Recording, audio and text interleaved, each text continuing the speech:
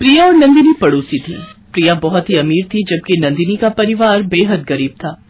नंदिनी की माँ यशोदा कॉलोनी में कपड़े प्रेस किया करती थी और वही कॉलोनी के बाहर एक छोटे पुराने कमरे में रहती थी। प्रिया अक्सर नंदिनी के पास खेलने के लिए आ जाती थी। नंदिनी, ये देख, मेरे पापा मेरे लिए बार्बी डॉल लाए हैं। ये तो बहुत सुंदर गुड़िया है प्रिया, क्या मैं इससे खेल सकती हूँ? हाँ बिल्कुल, तू मेरी गुड़िया से खेल सकती है, पर तू मुझे अपनी ये वाली गुड़िया देगी जिससे तू खेलती है? मुझे तेरी गुड़िया बहुत अच्छी लगती है। ये ले, तू मेरी गुड़िया से खेल ले। नंदिनी और प्रिया आपस में गुड़िया की अदला बदली कर लेती हैं। प्रिया नंदिनी की गुड़िया से खेलने लगती है और नंदिनी प्रिया की। नंदिनी के पास जो गुड़िया थी वो उसकी माँ यशोदा ने पुराने कपड़ों और बेकार पड़े सामानों से बनाई थी। नंदिनी उसी गुड़िया के साथ खेलती थी।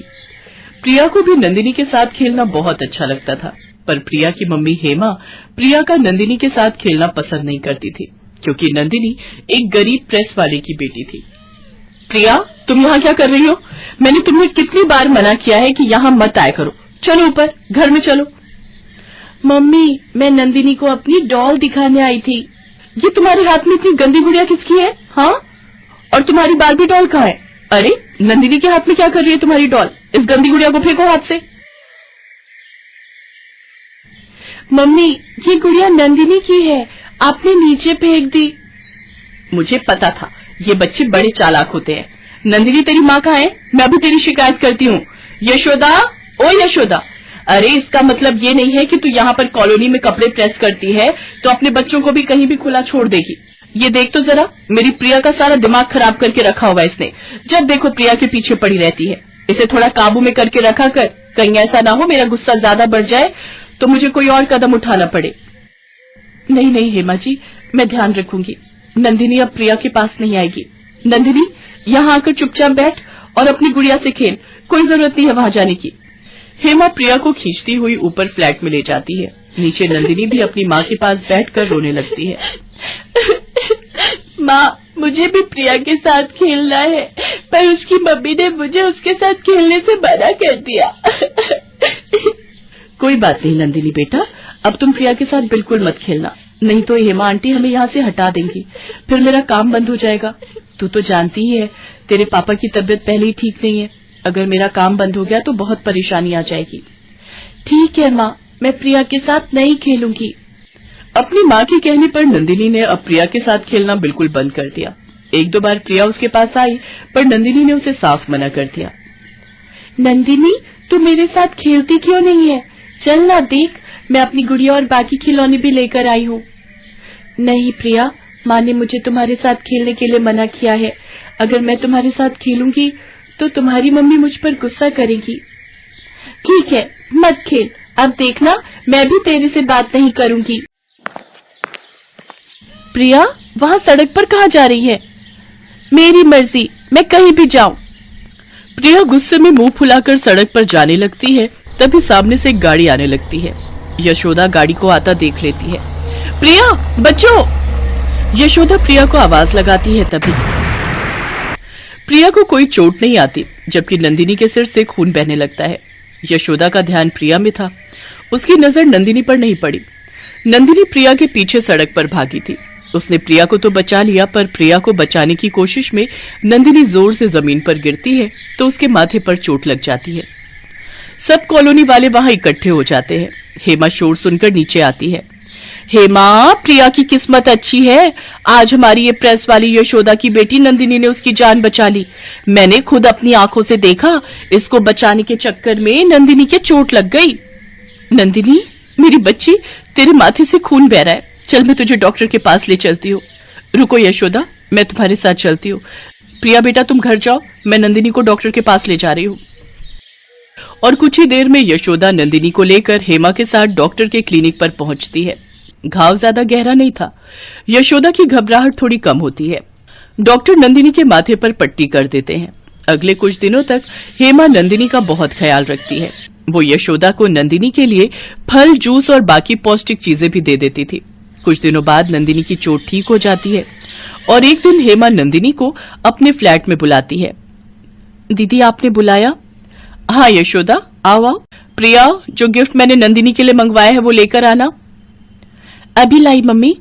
ये लो नंदिनी, मैंने तुम्हारे लिए भी बिल्कुल वैसी बारबी डॉल खरीदी है जैसी प्रिया के पास है।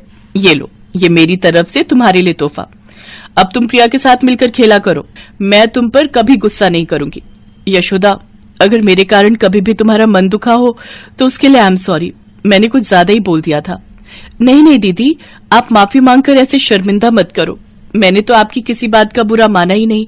आपने नंदिनी के चेहरे पर मुस्कुराहट ला दी, मेरे लिए इससे बड़ी बात और क्या होगी। बारबी गुड़िया, थैंक यू आंटी। माँ देखो, मेरी नई गुड़िया, मेरी बारबी डॉल। मम्मी, मैं नंदिनी के साथ नीचे गार्डन एरिया में खेलने के लिए जाऊं? हाँ बेटा, जरूर जाओ, पर थोड़ी देर खेलकर टाइम से आ जाना। आपको और नंदिनी को अपना अपना होमवर्क भी तो पूरा करना है ना। चल नंदिनी, हम अपनी अपनी बारबी डॉल से खेलेंगे।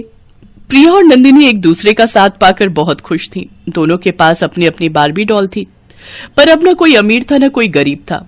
अब वो बारबी डॉल उन दो मासूम दिलों की डॉल थी जिनके साथ वे दोनों बच्चियां आपस में खूब मिलजुल कर खेल रही थी।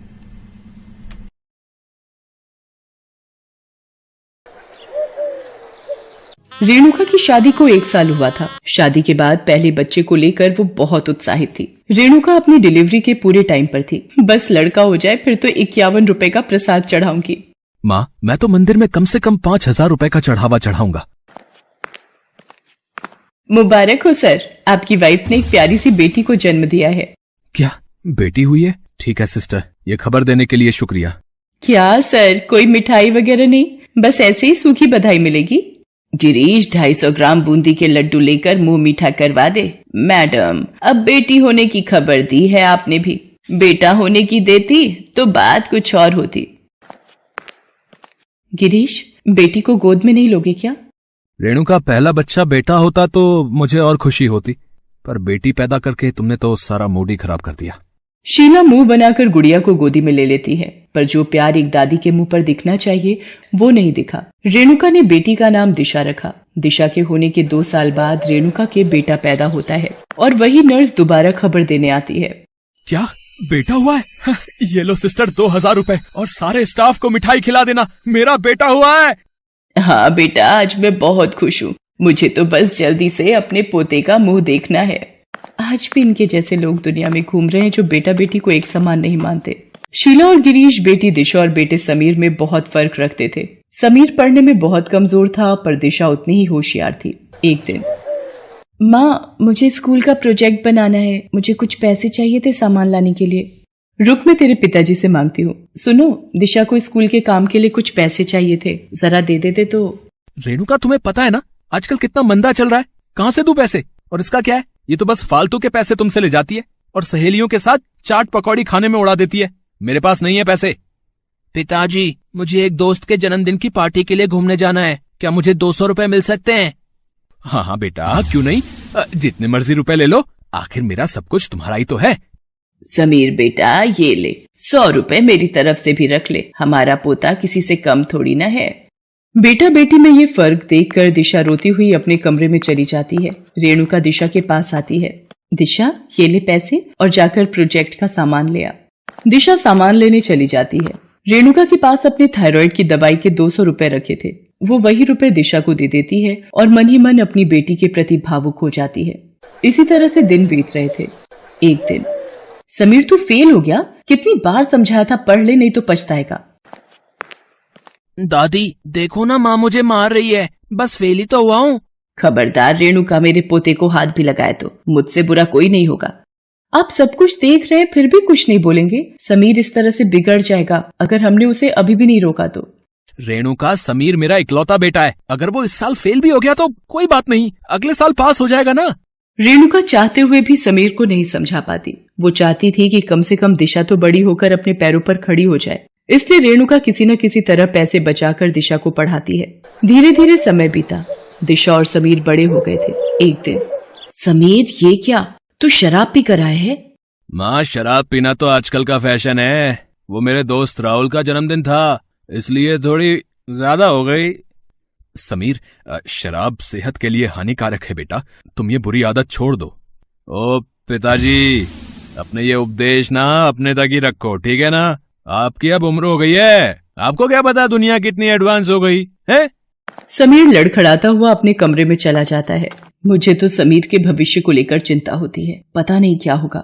रेणुका को जिस बात का डर था वही हुआ। उसी वक्त कुछ लोग गुस्से में घर पर आते हैं। चलो रे चलो, सारा सामान उठाकर बाहर फेंको। क्यों बे समीर, 40 लाख रुपए लेने का तो तुझे बड़ा शौक था, चल अब घर खाली कर। ये सब क्या है? आप लोग कौन हो जो ऐसे हमारे घर में घुस आए हो और सामान फेंक रहे हो? अबे तेरे इस बेटे समीर ने ये घर मुझे बेच दिया है, क्या समझा? इसे इस घर के बदले 40 लाख रुपए दिए हैं मैंने, 40 लाख। उस हिसाब से अब तक ये घर खाली हो जाना चाहिए था। मैंने हमेशा आपको मना किया, इसे इतनी छूट मत दो, इतना मत बिगाड़ो, पर आपने और माँ जी ने मेरी एक न सुनी और आज देखिए घर बेच दिया है इसने। दिशा चुपचाप किसी से फोन पर बात करती है। आप लोग बिना किसी कानूनी नोटिस के हमें इस घर से नहीं निकाल सकते। तू सिखाएगी हमें कानून है? बड़ी आई कानून सिखाने वाली। तेरे भाई नहीं बेचा है ये घर पूरे 40 लाख में मुझे, समझी क्या? व्यक्ति जैसे ही दिशा पर हाथ उठाने लगता है तभी एक आदमी तेज आवाज में, रुक जाइए, आपकी इतनी हिम्मत? शहर के सबसे बड़े सीनियर एडवोकेट मिस्टर जयचंद का नाम तो सुना ही होगा आपने। ये उनके अंडर एक यंगेस्ट सीनियर लॉयर मिस दिशा हैं। आप इनकी तरफ आंख उठाकर भी नहीं देख सकते। आप इन्हें घर से ऐसे नहीं निकाल सकते। अभी तो मैं यहाँ से जा रहा हूँ, लेकिन मैं आप लोगों को 10 दिन का टाइम देता हूँ। मेरे पैसे वापस कर देना, नहीं तो ये घर मेरे नाम हो जाएगा। उस वक्त वो व्यक्ति वहां से चला जाता है। थैंक यू मिस्टर रजत, आज जयचंद सर ने वक्त पर आपको भेज दिया। दिशा फोन पर मिस्टर जयचंद को धन्यवाद करती है। तभी गिरीश फूट फूट कर रोने लगता है। मेरी बच्ची, मैं तो तेरे से नजरें भी नहीं मिला सकता। जिस लड़की के पैदा होने पर मैंने अपने आप को लज्जित महसूस किया, उसी बेटी ने मेरा सिर झुकने से बचा लिया। और जिस बेटे पर मैं अभिमान कर रहा था, आज वही मेरी इज्जत नीलाम करने पर तुला हुआ है। दिशा मेरी बच्ची, तू इतनी बड़ी वकील बन गई है, ये बात हमें पता ही नहीं थी। गलती हमारी ही है, हमने कभी तुझ पर ध्यान ही नहीं दिया। रेणुका, दिशा में तुम्हारे संस्कार हैं। अगर यही संस्कार इस समीर में होते तो ये भी लायक बनता। पिताजी, मुझे माफ कर दो, मेरे से बहुत बड़ी गलती हो गई है। मैंने जुए के लालच में सारे पैसे तबाह कर दिए। समीर रोने लगता है। दिशा उसके पास जाती है। रोना बंद कर मेरे छोटे भाई, गलती हर इंसान से होती है, पर आज तूने अपनी गलती की माफी मांग ली, ये बहुत बड़ी बात है। हम मिलकर पैसों का इंतजाम कर लेंगे, पर इस घर को किसी और के हाथों में नहीं जाने देंगे। गिरीश अपने दोनों बच्चों को गले लगा लेता है। सब मिलकर रुपए का इंतजाम करते हैं और घर बिकने से बच जाता है। गिरीश और शीला अब समझ गए थे कि संतान बेटा हो या बेटी एक समान होते हैं।